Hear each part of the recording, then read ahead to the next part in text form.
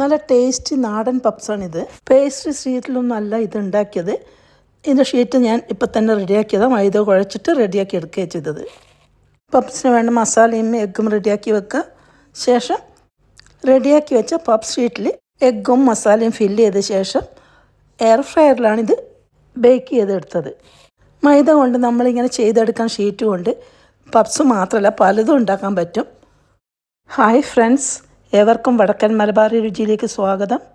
ഇന്നത്തെ recipe home made puffs.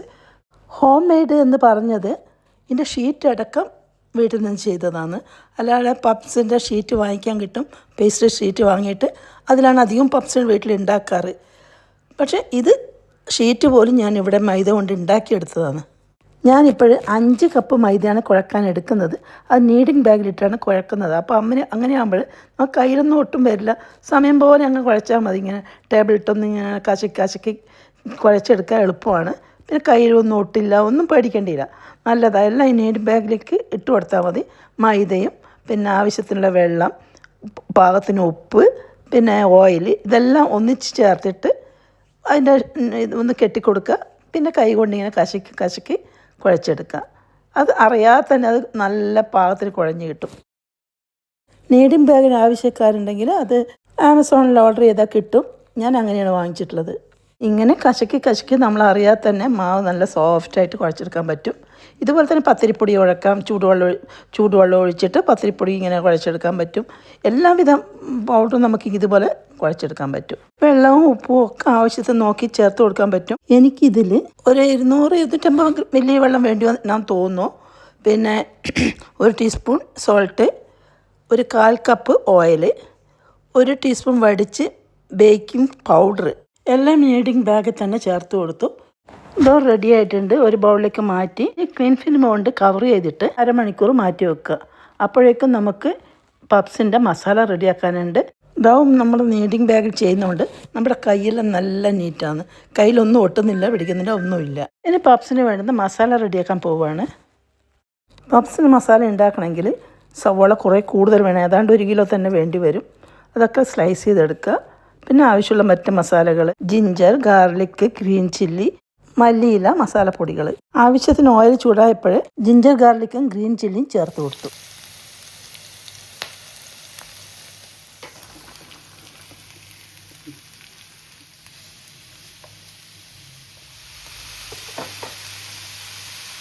ഉപ്പ് ആവശ്യത്തിന് ഞാൻ 1 ടീസ്പൂൺ ഇട്ട് കൊടുത്തിട്ടുണ്ട്.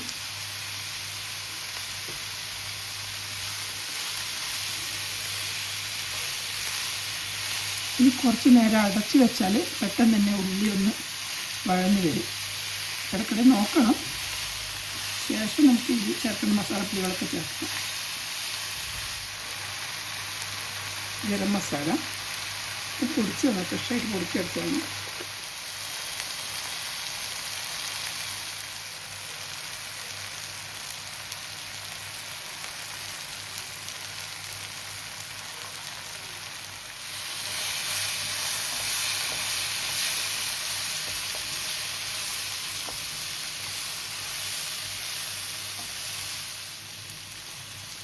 മസാല റെഡി ആയിട്ടുണ്ട്.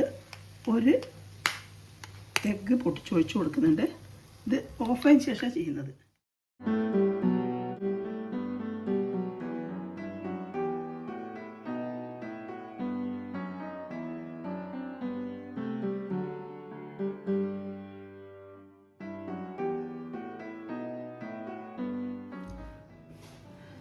നമ്മുടെ ഫില്ലിങ് റെഡി ആയിട്ടുണ്ട്. എഗ്ഗ് ബോയിൽ ചെയ്ത് വെച്ചിട്ടുണ്ട്. അപ്പോൾ അതൊന്ന് പൊളിച്ചെടുത്തിട്ട് ബാക്കിയെല്ലാം ചെയ്യുമ്പോൾ കാണിക്കാം.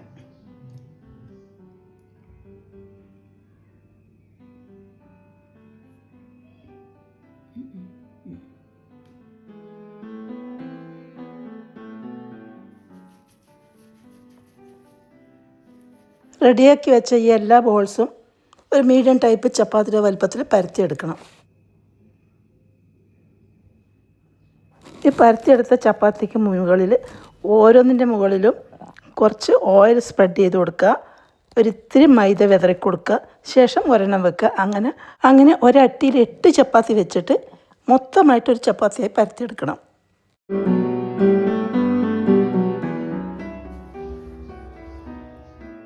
ഞാൻ മുന്നേ പറഞ്ഞതുപോലെ 8 ചപ്പാത്തി ലെയർ ചെയ്ത് കഴിഞ്ഞു.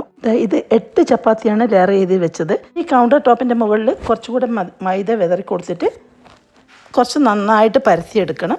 ഒറ്റ ചപ്പാത്തി കഴിയുന്നത്തോളം വലിപ്പത്തിൽ പരത്തിയെടുക്കുക.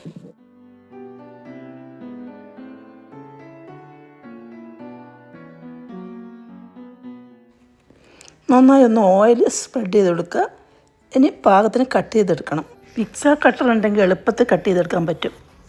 കട്ട് ചെയ്തെടുത്ത പപ്സ് ഷീറ്റിലേക്ക് മസാലയും ഒരു പകുതി എഗ്ഗും വെച്ച് കൊടുക്കുക. ശേഷം കോർണർ ഇത്തിരി വെള്ളം തൊട്ട് ഒട്ടിച്ചാൽ മതി. റെഡിയാക്കി വെച്ച എല്ലാ പപ്സിൻ്റെ മുകളിലും ഒരു മുട്ട അടിച്ചെടുത്തിട്ട് എല്ലാത്തിൻ്റെ മേലെയും ബ്രഷ് ചെയ്ത് കൊടുക്കുക. അപ്പോൾ നല്ല ഗ്ലേസിങ് കിട്ടും. എയർ ഫ്രയറിലാണ് ഞാൻ പപ്സ് ബേക്ക് ചെയ്തെടുക്കുന്നത്.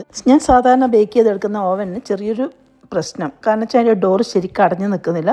അതുകൊണ്ട് ഞാൻ എയർ ഫ്രയറിലാണ് ഇത് ചെയ്തെടുക്കുന്നത്. ഇതിലും എളുപ്പത്തിൽ ചെയ്യാൻ പറ്റും.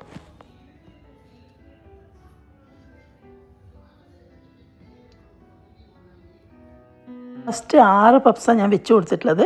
ഇനി എഗ് വാഷ് ചെയ്ത് കൊടുക്കണം. എഗ് വാഷിങ് കഴിഞ്ഞു. ഇനി പ്രീ ഹീറ്റ് ചെയ്ത എയർ ഫ്രയറിൽ 180 ഡിഗ്രിയിൽ 20 മിനിറ്റ്സാണ് ഞാൻ വെച്ച് കൊടുക്കുന്നത്. 20 മിനിറ്റ്സിന് ശേഷം നമ്മൾ നോക്കിയാൽ മതി. നല്ല ടേസ്റ്റി ആയിട്ടുള്ള air fryer egg puffs ready ആയിട്ടുണ്ട്. നിങ്ങൾക്ക് ഇതുപോലെ ഓവനിലും ബേക്ക് ചെയ്തെടുക്കാം. എൻ്റെ ഓവൻ്റെ ഡോറിൻ്റെ പ്രശ്നം കൊണ്ടാണ് ഞാൻ എയർ ഫ്രയറിൽ ചെയ്തെടുത്തത്.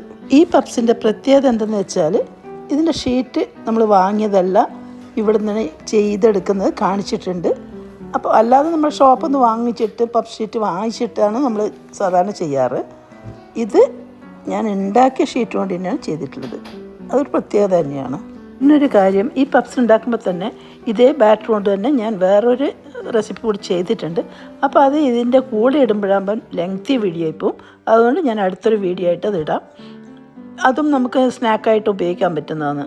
അതിന് വേണമെങ്കിൽ നമുക്ക് പൊരിച്ച പൊറാട്ട എന്ന് പറയാം. എന്തായാലും അടുത്ത വീഡിയോയിലൂടെ അത് കാണിക്കാം. നിങ്ങൾക്ക് ഈ എഗ് പപ്സിൻ്റെ റെസിപ്പി ഇഷ്ടപ്പെട്ടുവെങ്കിൽ ലൈക്ക് ചെയ്യുക, ഫാമിലിക്കും ഫ്രണ്ട്സിനും ഷെയർ ചെയ്യുക. സബ്സ്ക്രൈബ് ചെയ്യാത്തവർ മാത്രം അതൊന്ന് ചെയ്യുക. Thank you for watching.